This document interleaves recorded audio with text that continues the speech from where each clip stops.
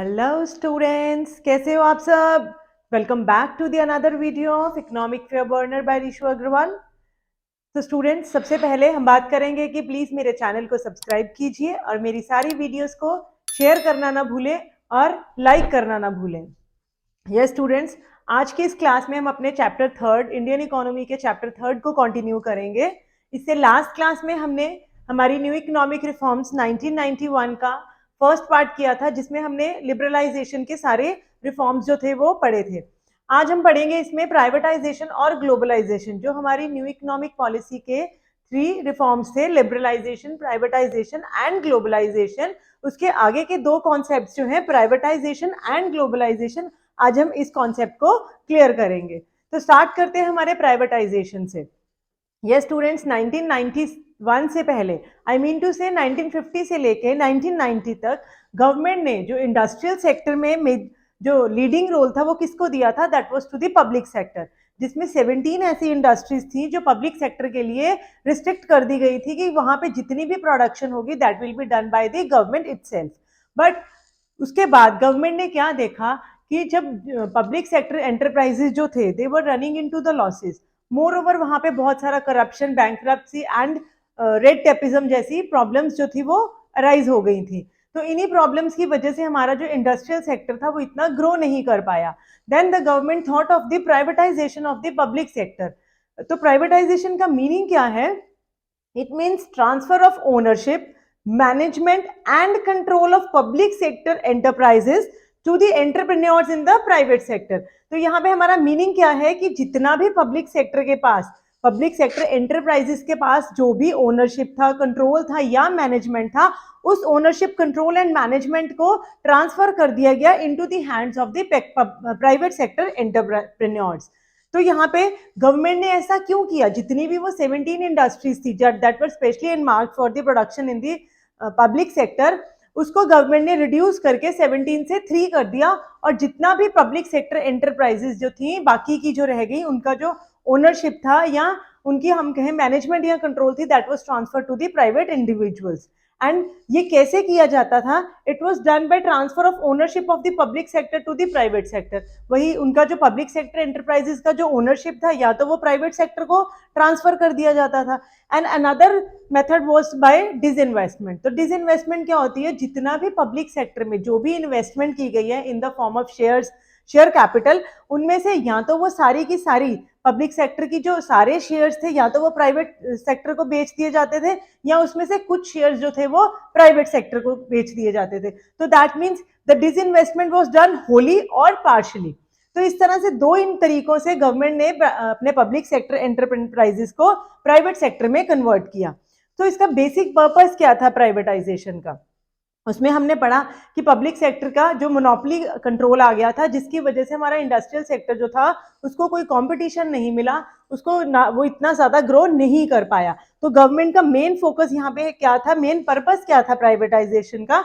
It was to improve financial stability. अब देखो, public sector का जो मोनोपोली आने की वजह से एक तो वहां पे करप्शन बढ़ गया, दूसरा क्या हुआ कि हमारे जो पब्लिक सेक्टर, कुछ ऐसी पब्लिक सेक्टर एंटरप्राइजेस थे जो लॉसेस में रन कर रहे थे, जिनको चलाने का कोई फायदा नहीं हो रहा था, उल्टा वहां पे बहुत सारा नुकसान हो रहा था। बट गवर्नमेंट उन पब्लिक सेक्टर एंटरप्राइजेस को बंद नहीं कर सकती थी, बिकॉज उससे उनका सोशल वेलफेयर वाला जो मोटिव था वो पूरा नहीं हो पाना था।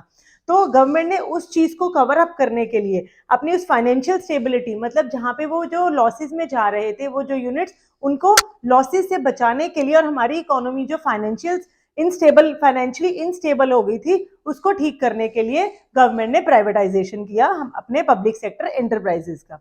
दूसरा था टू फैसिलिटेट मॉडर्नाइजेशन।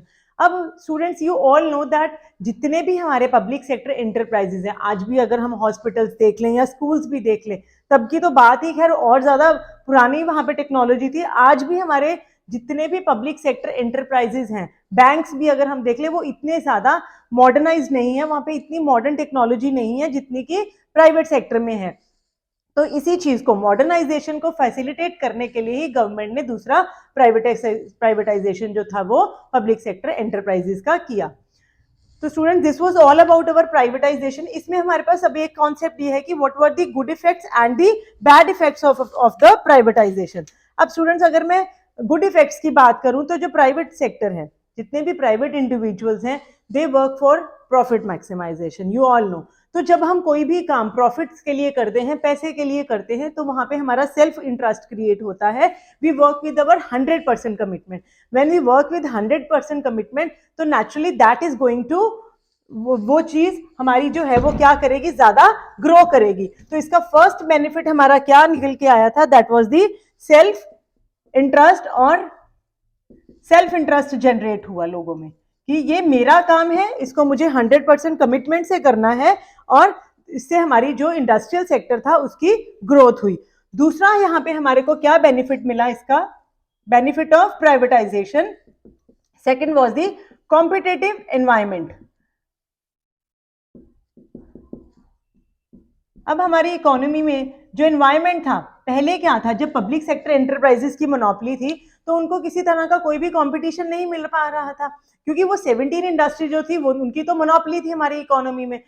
जब तक किसी भी इकोनॉमी में कॉम्पिटिटर्स नहीं होंगे, हमारी इकोनॉमी में कोई भी चीज जो है वो ग्रो नहीं करेगी। देखो, हम अपने साथ वाले, अगर वो जैसा प्रोडक्ट बनाते थे पब्लिक सेक्टर्स एंटरप्राइजेस, तो वैसा ही हमें एक्सेप्ट करना पड़ता था। अब जब दूसरा एक कॉम्पिटिटर एक अच्छा प्रोडक्ट बनाएगा, तो नेचुरली हमें भी वैसा ही एक अच्छा प्रोडक्ट बनाना पड़ेगा, क्वालिटी वाइज भी इसको इंप्रूव करना पड़ेगा।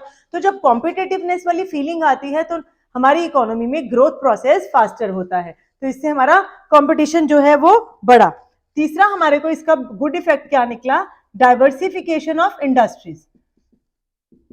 Diversification of industries. अब यहाँ पे प्राइवेटाइजेशन से हमारे बहुत सारे प्रोडक्ट्स की इंडस्ट्रीज जो थी यहाँ पे लग गई, जिससे हमारी इंडस्ट्रीज में डाइवर्सिफिकेशन आया। कंज्यूमर गुड्स इंडस्ट्रीज लगी यहाँ पे, कैपिटल गुड्स इंडस्ट्री लगी, हेवी गुड्स इंडस्ट्रीज लगी, इलेक्ट्रॉनिक गुड्स की इंडस्ट्रीज लगी। So there was diversification of industries with the privatisation.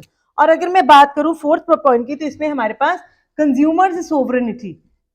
So what is consumer sovereignty is, consumer sovereignty का मतलब क्या होता है, that now we have wide variety of goods and services with us. अब हमारे पास एक ही प्रोडक्ट की अगर हम बात करें, उसमें बहुत सारी वैरायटी अवेलेबल है। तो कंज्यूमर सोवरेनिटी यहाँ पे प्राइवेटाइजेशन से ही हमारी इकोनॉमी में आई। तो these were the good effects of privatisation. और इसके बैड इफेक्ट्स क्या निकले, नेचुरली अभी हमने बात की कि एक प्राइवेट सेक्टर जो है that works for the profit maximisation. तो जब प्राइवेट सेक्टर प्रॉफिट मैक्सिमाइजेशन के लिए काम करेगा, तो कहीं ना कहीं हमारा सोशल वेलफेयर जो है वो इग्नोर होगा। अब यहाँ पे जो प्राइवेट सेक्टर है वो लोगों के भले के बारे में सोच के काम नहीं करेगा, वो सिर्फ अपना भला सोचेगा और अपने ही प्रॉफिट्स के लिए जो है वो काम करेगा, राइट। अब यहाँ पे हमारा इकोनॉमिक डिवाइड बढ़ जाएगा। अब इकोनॉमिक डिवाइड मीन्स जिनके पास पैसा था, जौन से प्राइवेट इंडिविजुअल्स थे जो पैसा इन्वेस्ट कर सकते थे, तो वो लोग तो इंडस्ट्रीज लगा के और रिच हो गए, and it widen the gap between the rich and the poor. These were the bad effects of the privatisation. Students, now हम चलते हैं अपने नेक्स्ट कॉन्सेप्ट पे, that is the globalisation. Yes students, अगर मैं 1990 से पहले की बात करूं, तो तब हमने फॉरेन ट्रेड में क्या पढ़ा था कि गवर्नमेंट ने कौन सी policy that at that time follow की थी, that was the import substitution policy. अब इंपोर्ट सब्स्टिट्यूशन पॉलिसी क्या थी कि producing the goods within the domestic boundaries of the nation instead of importing those goods from outside nation. तो तब government ने देखा कि कहीं ना कहीं फॉरेन एक्सचेंज जो था हमारा वो डिप्लीट हो रहा था। मोर ओवर हमारे डोमेस्टिक जो इंडस्ट्रीज थी उनको भी किसी तरह का कोई कंपटीशन नहीं मिल रहा था, एंड हमारी इकोनॉमी कहीं ना कहीं बहुत ज्यादा बैकवर्ड थी। तो इसी चीज को करेक्ट करने के लिए थर्ड जो रिफॉर्म हमारी इकोनॉमी में आया, that was the globalisation. Globalisation का मतलब क्या होता है कि कंट्री के बॉर्डर्स को खोल देना with the rest of the world, कि now everyone is free to trade with any country. तो इसका meaning let us clear, it means integrating the national economy with the world economy. अब हमने यहाँ पे क्या किया कि अपनी नेशनल इकोनॉमी को पूरे वर्ल्ड की इकोनॉमी के साथ इंटीग्रेट कर दिया, मिला दिया। कैसे मिलाया? Through removal of barriers on international trade and capital movement. और किस तरह से हमने अपनी इकोनॉमी को वर्ल्ड इकोनॉमी के साथ इंटीग्रेट किया? जितने भी हमने अपने फॉरेन ट्रेड में बैरियर्स लगाए थे उनको खत्म किया, और जितनी भी कैपिटल मूवमेंट की जो रिस्ट्रिक्शंस थी उनको खत्म करके। तो कौन कौन से हमारे इंटरनेशनल बैरियर्स थे ट्रेड पे? They were in the form of tariffs and quotas. अगर आपको याद हो हमने हमारी लास्ट वीडियो में पढ़ा था, लास्ट टू लास्ट वीडियो में शायद। तो इंटरनेशनल ट्रेड में जितने भी हमारे कोटास और टैरिफ्स हमने लगाए थे वो सब गवर्नमेंट ने खत्म किए, और जो कैपिटल मूवमेंट थी इन the form of foreign direct investment and foreign institutional investment के रूप में जितनी भी हमारी कैपिटल मूवमेंट्स की जो रिस्ट्रिक्शन थी उनको गवर्नमेंट ने खत्म किया। तो इससे हमारा क्या हुआ कि now we were free to trade with anywhere in the world, पूरे ग्लोब के साथ हमारा जो ट्रेड था वो इजी हो गया। ये स्टूडेंट्स अब आप देख सकते हो कि हमारी इकोनॉमी, ये मैकडीज है, KFC है, जितने भी ये इंटरनेशनली ये क्या है MNCs हैं, और ये हमारी इकोनॉमी में हमें कहीं भी मिल जाते हैं। तो इसका मेन पर्पस जो ग्लोबलाइजेशन का क्या था, to create a borderless economy, borderless economy बनाना, कि यहाँ पे अब किसी ट्रेड करने के लिए किसी भी तरह का कोई भी बॉर्डर जो है वो नहीं है, we are free to trade anywhere, right. तो अब नेक्स्ट है हमारे पास, what were the strategies followed by the government to promote globalisation. अब ग्लोबलाइजेशन को प्रमोट करने के लिए गवर्नमेंट ने कुछ जो पॉलिसीज या स्ट्रैटेजीज अपनाई वो कौन कौन सी थी। First is the custom duty was reduced to 10% from 250% to face global competition. अब गवर्नमेंट ने ग्लोबल कंपटीशन को फेस करने के लिए जो कस्टम ड्यूटी थी वो अपनी इतनी ज्यादा रिड्यूस की, कितनी की, 250% थी जो पहले, अब उसको कितना रिड्यूस कर दिया, 10%। और ये क्यों किया, ताकि वो अपने जो ग्लोबल कंपटीशन है उसको आराम से फेस कर सके। Second was the partial convertibility of rupee was allowed. पहले क्या था, गवर्नमेंट ने 1991 में रुपी का जो पार्शियल कन्वर्टेबिलिटी थी वो अलाउ कर दिया, कौन सी ट्रांजेक्शन्स पे, that were allowed on the current account transactions. अब BOP में जाओगे तो वहां पे आपको पता लग जाएगा कि करंट अकाउंट ट्रांजेक्शन्स कौन सी थी, that were on the export and import of the visible items, goods and services. Then visible items means goods पे, export and import of services, and third it was the export and unilateral transactions की remittances from the rest of the world पे जितना भी हमारा convertibility of rupee that was allowed। But उसके अलावा हमारे पास थी कैपिटल अकाउंट की ट्रांजेक्शन्स, उस पे eight that time it was not allowed, but government ने उसको भी फ्री कर दिया, हमारी जो कैपिटल अकाउंट की ट्रांजेक्शन थी उसको भी फ्री कर दिया 93-94 में। The convertibility of rupee was allowed on both the transaction, both the current and the capital account transactions। and the third है हमारे पास devaluation of rupee by nearly 20%। अब गवर्नमेंट ने अपने एक्सपोर्ट्स को प्रमोट करने के लिए हम अपने रुपये की वैल्यू को डिवैल्यूएट कर दिया था। Then fourth was the FDI was permitted in high technology and high investment priority industries up to 51%। जो पहले हमारी कैपिटल मूवमेंट थी इन the form of FDI, that was not allowed. अब गवर्नमेंट ने जितनी भी हाई टेक्नोलॉजी वाली इंडस्ट्रीज थी जिनको बहुत ज्यादा इन्वेस्टमेंट चाहिए होता था उन पर FDI अलाउ कर दी थी up to 51%। Then fifth is the removal of quantitative restrictions. Quantitative restrictions you students you all know क्या है, in the form of quotas. तो गवर्नमेंट ने अपने कोटास वाली जो रिस्ट्रिक्शंस थी उसको भी खत्म किया to promote globalization. Then reduction in tariffs, उन्होंने अपनी इंपोर्ट ड्यूटीज वगैरह जो थी वो भी रिड्यूस कर दी, कम कर दी, in order to promote import and export। So this was all about our globalization and privatization students। Now we'll study our next concept। students अब globalization के बारे में बात करने के बाद हमारा next जो है टॉपिक वो है वर्ल्ड ट्रेड ऑर्गेनाइजेशन। ये स्टूडेंट्स अब जो ग्लोबलाइजेशन जो प्रोसेस था that means the integrating of the national economy with the world economy। और इस चीज को ग्लोबलाइजेशन को प्रमोट करने के लिए हमारे पास वर्ल्ड ट्रेड ऑर्गेनाइजेशन जो थी वो एक एस्टेब्लिश की गई, and it was established on the 1 January 1995।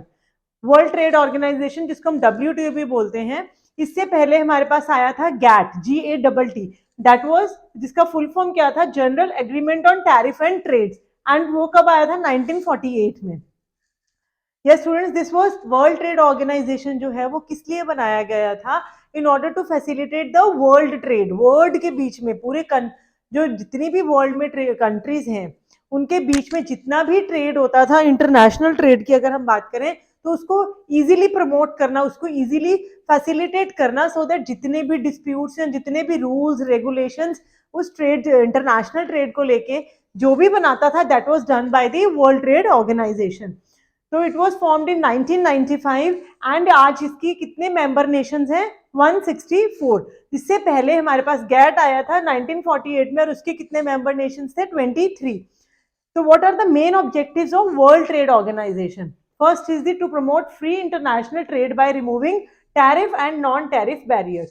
तो जो फर्स्ट ऑब्जेक्टिव हमारा वर्ल्ड ट्रेड ऑर्गेनाइजेशन का रहता है that is to promote free international trade between various countries. और वो वर्ल्ड ट्रेड ऑर्गेनाइजेशन इसको कैसे प्रमोट करती है कि जितने भी tariffs and non tariff barriers, Kota's और ड्यूटीज जो होती हैं उनको खत्म करके वो इंटरनेशनल ट्रेड को प्रमोट करने की कोशिश करती है। Then second is to promote competition. अब डिफरेंट कंट्रीज के बीच में जितना भी कंपटीशन है that is promoted by the world trade organization. Third objective of the world trade organization is to promote free access to the global market. अब जब हमारा ग्लोबलाइजेशन प्रोसेस, जब ग्लोबलाइजेशन हो गया तो उससे क्या हुआ, हमारी इकोनॉमी जो है पूरे वर्ल्ड के साथ इंटीग्रेट कर गई। देन वी हैव द, हमारे पास इतनी बड़ी मार्केट होगी, पूरा ग्लोब जो है वो हमारे लिए एक तरह मार्केट बन गया।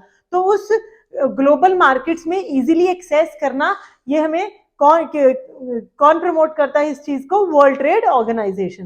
Then to facilitate trade agreements. अब जितना भी अलग अलग कंट्रीज के बीच में जो भी ट्रेड को लेके अग्रीमेंट्स होते थे, कॉन्ट्रैक्ट्स होते थे, that was facilitated by the world trade organization. कि क्या उसमें उन अग्रीमेंट्स में क्या रूल्स रहेंगे, क्या लॉज रहेंगे, या क्या कौन सा लॉ कब ऑपरेट करेगा, that is all facilitated by the world trade organization. Next इसका जो ऑब्जेक्टिव रहता है that is to ensure optimum utilization of world resources. जितने भी हमारे वर्ल्ड के रिसोर्सेज है उनको ऑप्टिममली, उनको प्रॉपर यूटिलाइज करना भी हमें वर्ल्ड ट्रेड ऑर्गेनाइजेशन का ही जो ऑब्जेक्टिव है वो रहता है। Then to settle dispute between various countries. और जब ट्रेड करते हुए डिफरेंट कंट्रीज के बीच में अगर कोई लड़ाई झगड़ा या कोई डिस्प्यूट अराइज हो जाता है तो उसको सॉल्व भी कौन करता है, WTO। Then the next topic is our outsourcing. So outsourcing, out बाहर से काम कराना, आउटसोर्सिंग मीन्स बाहर से काम कराना। स्टूडेंट्स देखो, ऑर्गेनाइजेशंस जो हैं, आउटसोर्सिंग में क्या होता है कि जो ऑर्गेनाइजेशंस होती हैं वो अपना काम जो पहले वो खुद कर रही थी अब वो किसी और से करवाती हैं, सो दैट जो उनका मेन काम है अपने ऑर्गेनाइजेशन के अंदर, जो उनका मेजर काम है उसको वो इजीली कर सके और उसमें किसी भी तरह की कोई भी रुकावट ना आए। Let's see what is the meaning of outsourcing. It refers to contracting some of its activities to a third party. तो इसमें क्या है कि अपने कुछ कामों को, कुछ एक्टिविटीज को किसी दूसरी थर्ड पार्टी को कॉन्ट्रैक्ट आउट कर देना, किसी थर्ड पार्टी को सौंप देना, which were earlier performed by the organisation. और वो काम कौन सी एक्टिविटीज जो पहले ऑर्गेनाइजेशन खुद कर रही थी। तो दैट मीन्स ऑर्गेनाइजेशन या जो भी बिजनेस एंटरप्राइज है जो काम वो पहले कर रही थी अब वो क्या करती है, उस काम को किसी और से, थर्ड पार्टी से करवाती है, सो दैट उसका जो अपना मेजर काम है, जो उसका मेन काम है, उस पर वो ज्यादा फोकस कर सके। और दूसरा इससे क्या होगा कि अगर वो बाहर से किसी थर्ड पार्टी से वो काम करवाएगी तो उसको स्पेशलाइजेशन काम, स्पेशलाइज्ड वर्क मिलेगा, because it will definitely outsource that work to a specialized person जो उसमें स्पेशलाइज्ड है। तो इससे उसका काम बेहतर तरीके से भी होगा, जो काम उसने बाहर से करवाया वो बेहतर तरीके से भी होगा, और जो काम वो खुद, मेन काम जो वो खुद कर रही है उस पर भी वो ज्यादा फोकस करके उसको भी ज्यादा अच्छे तरीके से कर पाएगा।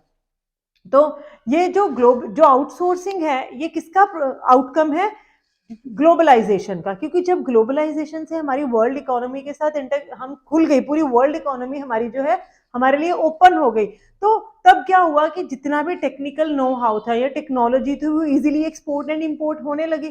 तो लोगों ने क्या किया, या मैं बात करूं बिजनेस एंटरप्रेन्योर्स जो थे, दे वर वेरी स्मार्ट। वो क्या करने लगे कि जो लोग किसी चीज में परफेक्ट थे, आई मीन टू से ज्यादा स्पेशलाइज थे, जिनके पास ज्यादा नॉलेज था उस काम को करने के लिए, तो उन्होंने वो काम उन पर्सन से करवाना बेहतर समझा। क्योंकि इससे क्या हुआ, वही कि उनका काम जो था वो ज्यादा अच्छे तरीके से होने लगा। They could get the more efficient work in a specialized manner, right. So globalization से ही आउटसोर्सिंग जो है वो पॉसिबल हो पाई। अब देखो, जो इंडिया है it is a very favourable place या destination for the rest of the world for outsourcing. Why? अब इंडिया को जो बेस्ट प्लेस माना जाता है कि यहाँ से लोगों से ज्यादा काम लेती हैं बाहर की कंट्रीज। ऐसा क्यों है?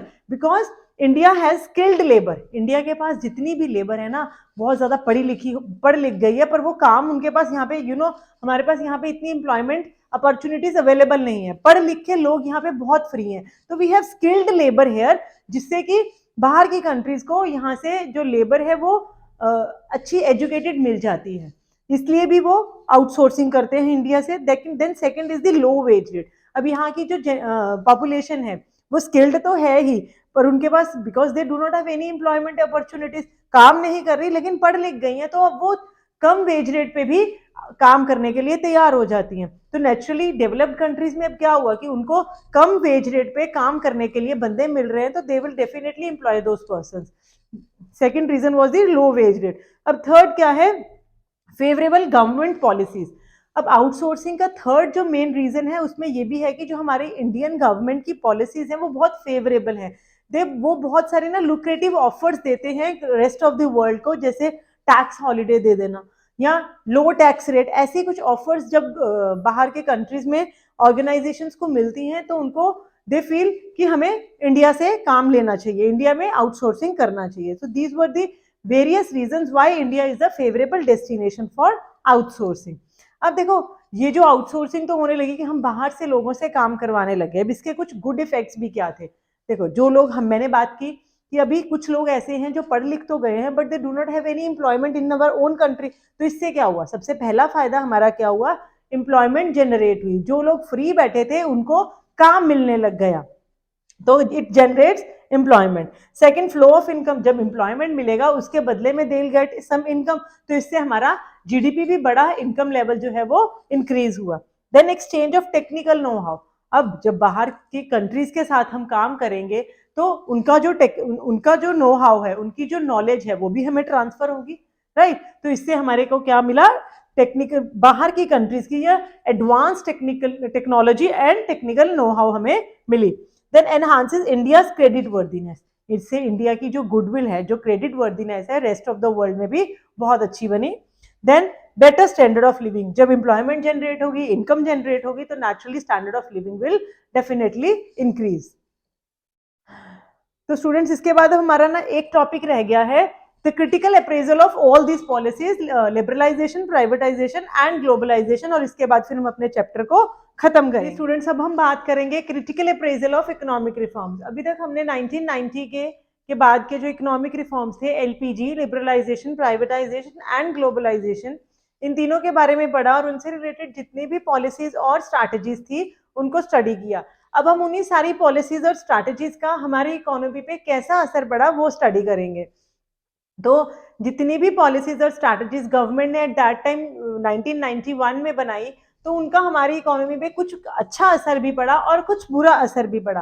तो पहले हम बात करते हैं the good effects of all the economic reforms after 1990।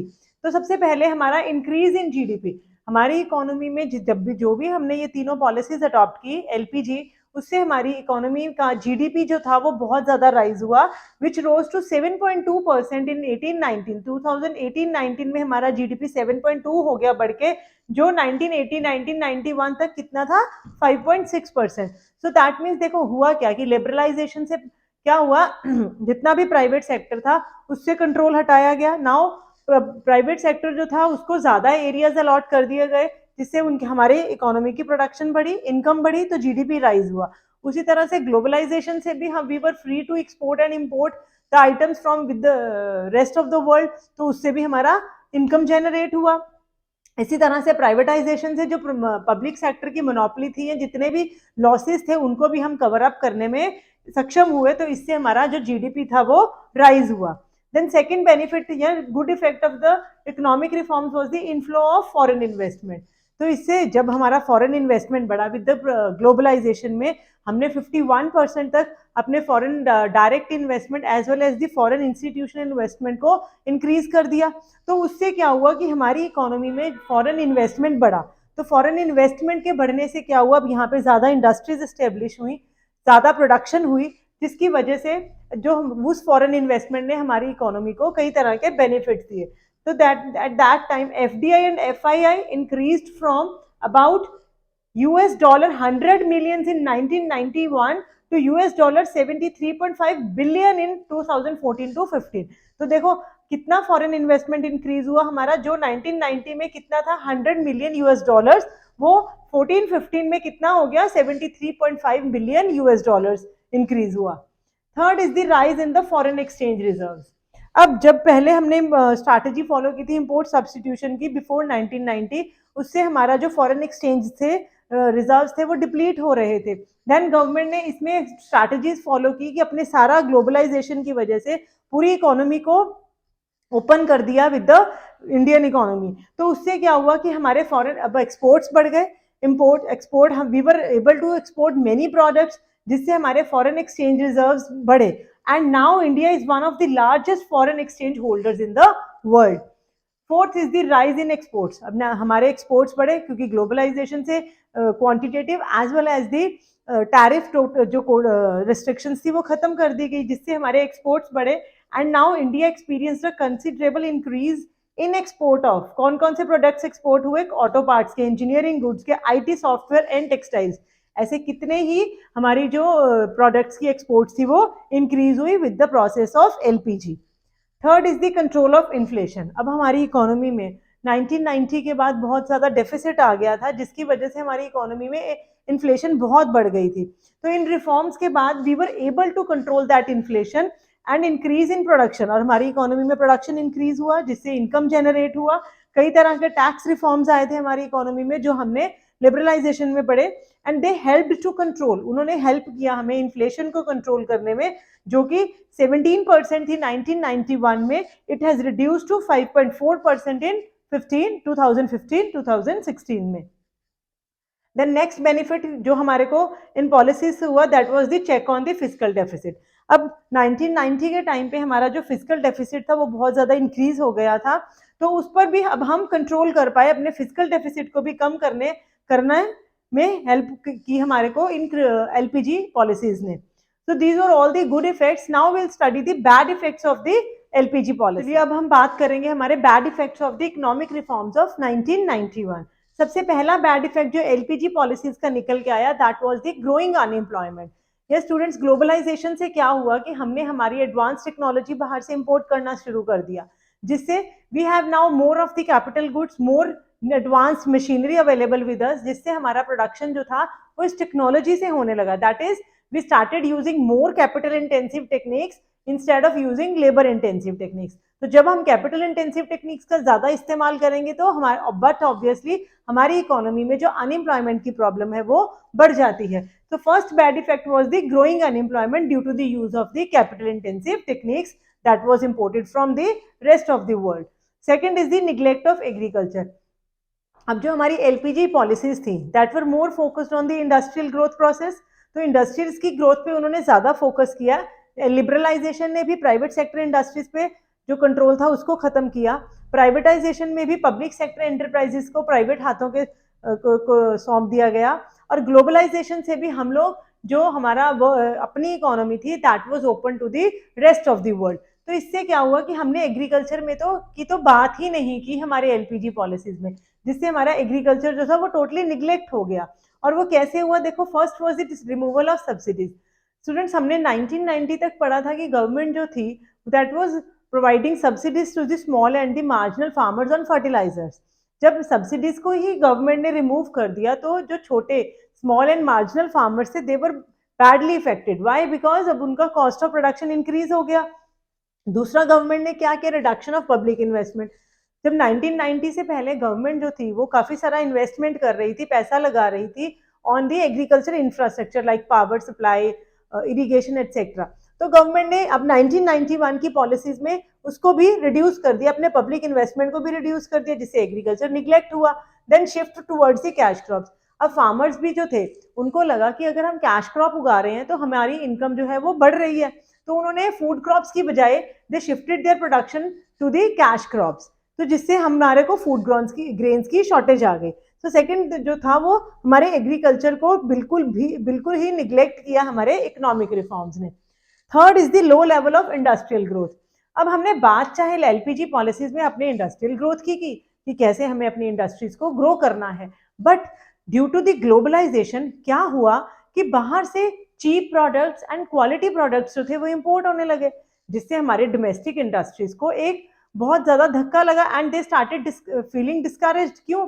ऐसा क्यों हुआ? क्योंकि अब उनके गुड्स जो थे वो कॉस्टली थे कंपैरेटिवली टू द ये चीपर इंपोर्टेड गुड्स। तो उससे क्या हुआ कि हमारी डोमेस्टिक इंडस्ट्रीज को एक कंपटीशन मिला एंड हमारा इंडस्ट्रियल ग्रोथ प्रोसेस कहीं ना कहीं बैडली इफेक्ट हुआ। और दूसरा क्या था, नॉन टैरिफ बैरियर और इंपोर्ट ऑफ टेक्सटाइल्स। अब ग्लोबलाइजेशन में हमारे पास जितनी हमारी एक्सपोर्ट और इंपोर्ट ड्यूटीज थी वो हमने तो खत्म कर दी, बट कुछ ऐसी डेवलप्ड कंट्रीज थी जैसे यूएस था, उसने अपना इंपोर्ट ऑफ टेक्सटाइल जो था उसके ऊपर जितना भी रिस्ट्रिक्शंस थी वो नहीं हटाई, जिससे हमारा एक्सपोर्ट टेक्सटाइल्स का रुक गया और हमारा इंडस्ट्रियल ग्रोथ प्रोसेस उससे भी इफेक्ट हुआ। Then lack of infrastructure. अब इंडस्ट्रीज को देखो, सबसे इंपॉर्टेंट चीज इंडस्ट्रीज को क्या चाहिए, that is the infrastructure. But हमारे कंट्री में इंफ्रास्ट्रक्चर जो था अभी भी कहीं ना कहीं बहुत ज्यादा लैक कर रहा था, जिससे हमारा इंडस्ट्रियल ग्रोथ नहीं हो पाई। Then fourth is the ineffective disinvestment policy. ये स्टूडेंट्स, अभी डिसइन्वेस्टमेंट आपको पता ही है क्या है, कि selling off the public sector enterprises to the private sector. अब ऐसा क्यों हो रहा था, क्योंकि पब्लिक सेक्टर जो था वो बहुत ज्यादा लॉसेस में जा रहा था एंड हमारा इंडस्ट्रियल ग्रोथ जो थी वो उससे नहीं हो पा रही थी। बट और इस इन्वेस्टमेंट से जितना भी फंड आता था वो क्या कर रही थी सरकार, instead of using it for the development process, government उसको अपने जो शॉर्टेज ऑफ रेवेन्यूज थे ना उनको कवर अप करने के लिए यूज कर रही थी। सो हमारी जो डिसइन्वेस्टमेंट पॉलिसी थी वो भी कहीं ना कहीं इनइफेक्टिव रह गई। Then fifth is the lopsided growth. अब हमने बात की कि हमने अपने एलपीजी ग्रोथ प्रोसेस में एग्रीकल्चर और इंडस्ट्रीज दोनों को कहीं ना कहीं निग्लेक्ट किया। एग्रीकल्चर को तो निग्लेक्ट किया, इंडस्ट्रियल ग्रोथ में भी हमारे को वो लेवल ग्रोथ का देखने को नहीं मिला जो हमने एक्सपेक्ट किया था। तो बट हमारा ग्रोथ किसमें हुआ सबसे ज्यादा, सर्विस सेक्टर में। So there was lopsided growth, I mean to say there is unbalanced growth, कि सर्विस सेक्टर तो ग्रो कर गया पर एग्रीकल्चर को हमने बिल्कुल निग्लेक्ट किया, और जो इंडस्ट्रीज पे भी हमारा फोकस था वो इतना उसको ग्रो नहीं कर पाया। Then spread of consumerism. अब हुआ क्या कि जब इंडस्ट्री ज्यादा लग गई, बाहर से भी इंपोर्ट होने लगे चीप प्रोडक्ट्स, तो यहाँ पे बहुत ज्यादा we have had a wide variety of goods and services available with us. पर उसमें जो गुड्स एंड सर्विसेज थे ना वो कौन कौन से थे, there was the production of luxuries and items of superior consumption जो थे वो ज्यादा बढ़ गए इंस्टेड ऑफ द नेसेसिटीज। तो उससे भी हमारे इकोनॉमी में कंज्यूमरिज्म जो था वो स्प्रेड हुआ। Yes, students, these were all the bad effects of the economic reforms. तो अब बात क्वेश्चन क्या अराइज होता है कि गुड इफेक्ट्स भी हमने पढ़े, बैड इफेक्ट्स भी पढ़ लिए, कि क्या हमारी इकोनॉमी को, क्या हमारी गवर्नमेंट को ये एलपीजी पॉलिसीज या ये न्यू इकोनॉमिक रिफॉर्म्स जो थे वो फॉलो करने चाहिए या नहीं करने चाहिए। डेफिनेटली स्टूडेंट्स, कि ये जो न्यू इकोनॉमिक रिफॉर्म्स हैं इसी से ही हमारा जो ग्रोथ प्रोसेस था वो फास्टर हुआ, और अगर हम इनको नहीं फॉलो करेंगे तो we can not achieve our growth and development and increase in the national income. तो अगर मैं कहूं कि ये हमें चाहिए या नहीं चाहिए, इसको हम बिल्कुल इग्नोर करेंगे, because this is our compulsion. ये हमारी इकोनॉमी के लिए कंपल्शन है इस न्यू इकोनॉमिक रिफॉर्म्स को फॉलो करना, बिकॉज यही ऐसे रिफॉर्म्स हैं जिससे हमारी इकोनॉमी ने एक ग्रोथ प्रोसेस को पकड़ा और उसमें फास्टर हुआ। तो students, this was all about our chapter 3, the new economic reforms 1991। Will meet in our next video. तब तक के लिए स्टे ट्यून्ड एंड मेरे चैनल को सब्सक्राइब करना ना भूलें। पर अगर आपको कुछ समझ आया हो तो मेरी वीडियोस को लाइक एंड शेयर करना भी ना भूलें। Thanks for watching.